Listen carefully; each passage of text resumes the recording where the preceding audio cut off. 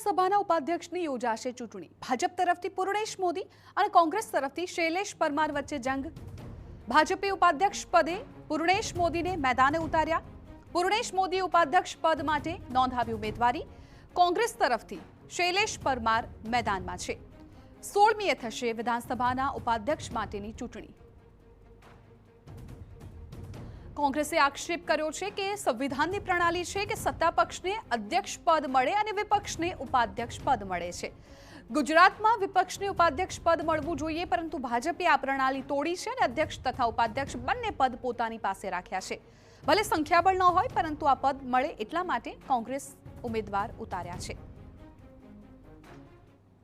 આજે ઉપાધ્યક્ષમાં ભલે અમારી સંખ્યાબળ નથી, પણ અમારો હક છે, અમારો અધિકાર છે। એ હક અને અધિકારને સંવિધાનની બાબતની અંદર, વિધાનસભાની પ્રણાલીની બાબતની અંદર વિપક્ષને આ પદ મળતું હોય તો અમે આ ફોર્મ ભરવા માટે આજે જઈ રહ્યા છીએ। કોંગ્રેસના આક્ષેપ પર ભાજપે કહ્યું છે કે ગુજરાતની જનતાએ વિપક્ષનું પદ ન મળે એ રીતે કોંગ્રેસે ચૂંટ્યું છે, એટલે કોંગ્રેસના આક્ષેપોમાં તથ્ય નથી। કોંગ્રેસને ખોટી રાજનીતિ કરવાની ટેવ પડી છે। સંખ્યામાં કોઈ સંજોગોમાં એ કોઈ રીતે અમારા પૂર્ણેશભાઈએ ફોર્મ ભર્યું છે એમાં પહોંચી શકે એમ નથી, પણ રાજનીતિમાં રાજ્યમાં આ પ્રકારે હંમેશા દિશાવિહીન કામ કરતી કોંગ્રેસને કહેવા માંગુ છું કે ખોટી રીતે આ વ્યવસ્થાઓ નથી।